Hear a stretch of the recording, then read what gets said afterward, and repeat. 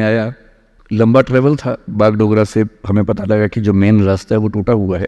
तो बड़ा मज़ेदार रास्ता था। हम 5 बजे बागडोगरा से निकले तो पता लगा कि जो मेन रास्ता वो टूटा हुआ है, जो 3-3.5 घंटे वाला है, अब जो रास्ता वो 7 घंटे वाला है।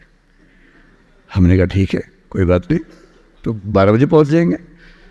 व्यवस्था बड़ी अच्छी थी सिक्किम सरकार की, कोई दुविधा नहीं थी, कोई परेशानी नहीं थी, बहुत सुकून से आ रहे थे। अब 7 घंटे के रास्ते पर निकले और आधे घंटे के बाद अचानक जो दूसरी गाड़ी साथ में थी वो टाई टाई टाई करते हुए आगे के रुक गई। तो हमने पूछा क्या हुआ, तो पता लगा जो दूसरा रास्ता है जिससे हम जा रहे हैं उसमें 2 टैंकर पलट गए हैं, वो भी बंद हो गया है। तो फिर मैंने कहा कि फिर वापस दिल्ली चले, तो बोले नहीं नहीं नहीं, दिल्ली नहीं जाना है, जाना तो सिक्किम ही है। तो मैंने कहा जब 2 ही रास्ते हैं, दोनों बंद हो गए तो कैसे जाएंगे। फिर आधा घंटा हम वहीं रुके, आधा घंटा कुछ सिस्टम ने काम किया और तीसरा रास्ता खोज निकाला। तो जब पहली बार खोजा तो जो लोग मेरे साथ थे, मैंने उनसे पूछा कि ये कैसा रास्ता है, तो उनमें से एक ने रैंडमली अपने हिसाब से कहा कि सर इसमें 3-4 घंटे एक्स्ट्रा लगेंगे। तो मैंने पूछा एक्स्ट्रा 3.5 से या 7 से, तो बताया 7 से एक्स्ट्रा लगेंगे 3.5। तो मैंने कहा अच्छा। तो फिर मैंने उनसे कहा अश्विनी जी से कि लगता है कि रात को 3-4 बजे पहुंचेंगे, तो या तो मेरा प्रोग्राम थोड़ा लेट करवा दीजिए ताकि मैं 4-5 घंटे सो सकूं, ताकि बात तो ठीक से करूं, ऐसा ना लगे कि मैं बहकी बात करूं और लोग सोचें कि ड्रग्स लेके आ गया है। जो कि मैंने सुना है कि यहाँ एक उभरती हुई समस्या है, देश भर में समस्या है, हर जगह समस्या है, तो यहाँ भी यही वो समस्या। तो खैर, लेकिन जो लोग हमारे साथ थे वो बड़े कमाल के लोग थे। पता नहीं कहाँ से, कोलंबस लोग थे वो बेसिकली, कहाँ से उन्होंने कोलंबस वास्को डी गामा के रास्ते निकाले। और जो हमें 5 बजे चल के 12 बजे पहुंचना था, हम 10:30 पे पहुंच गए। हम सिर्फ 5.5 घंटे में, बल्कि शायद 10:15 के आसपास सिक्किम पहुंचे, गंगटोक पहुंच गए और बड़ा रिलीफ हुआ। बहुत अच्छे तरीके से मैंने नींद पूरी की और फिर मुझे लगा कि अब शांति से और प्यार से बात होगी। तो जब कल खाना खाने बैठे हम रात को, उसका टेस्ट थोड़ा अलग लगा, अच्छे वाला अलग, खराब वाला अलग नहीं, अच्छे वाला अलग लगा। तो मतलब दुनिया के किसी भी हिस्से में जाएंगे तो खाने का टेस्ट अलग होता है, पर ये थोड़ा और अलग लगा। तो फिर मेरी आदत है नेट पे सर्च करने की। मैंने सर्च किया why Sikkimese food taste so different.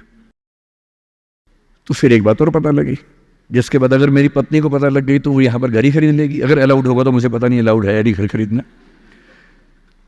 तो पता लगा कि सिक्किम भारत का नहीं, दुनिया का पहला स्टेट है जो 100% ऑर्गेनिक स्टेट है। इसका मतलब क्या होता है? ताली तो बजा दी आपने, पर इसका मतलब नहीं पता होगा कई लोगों को। अगर पता है तो अच्छी बात है, किसी बच्चे को शायद ना पता हो। इसका मतलब ये होता है कि सिक्किम के फूड प्रोडक्शन में, खेती में, फार्मिंग में केमिकल फर्टिलाइजर्स, केमिकल पेस्टिसाइड्स का इस्तेमाल 0 होता है। विच मीन्स आप जो खाते हैं वो दुनिया का सबसे प्योर खाना है। इससे ज़्यादा प्योर खाना इस पूरे संसार में कहीं नहीं मिलता है। और कितनी बड़ी बात है, इसीलिए आप सबके चेहरे इतने चमक रहे हैं, इतने सुंदर आप लोग हैं, इसीलिए हैं। इतना अच्छा खाना खाएंगे तो ज़्यादा सुंदर होंगे ही। हम तो भारत के बाकी राज्यों में जो खाना खाते हैं उसमें कई बार लगता है कि केमिकल खा रहे हैं कि खाना खा रहे हैं, समझ में नहीं आता है। क्योंकि केमिकल फर्टिलाइजर्स के बिना, पेस्टिसाइड्स के बिना प्रोडक्शन हो ही नहीं पाता है। अगर नहीं डालेंगे तो प्रोडक्शन कम होगा। तो हमें तय करना होता है कि भूख से मरें या थोड़ा केमिकल पेस्टिसाइड खा के जिंदा रह लें। तो हम केमिकल खा रहे थे, काम चला देते हैं। लेकिन क्या होता है कि हम जहाँ हैं, हमारे पास क्या अच्छा है कई बार हमें पता नहीं होता।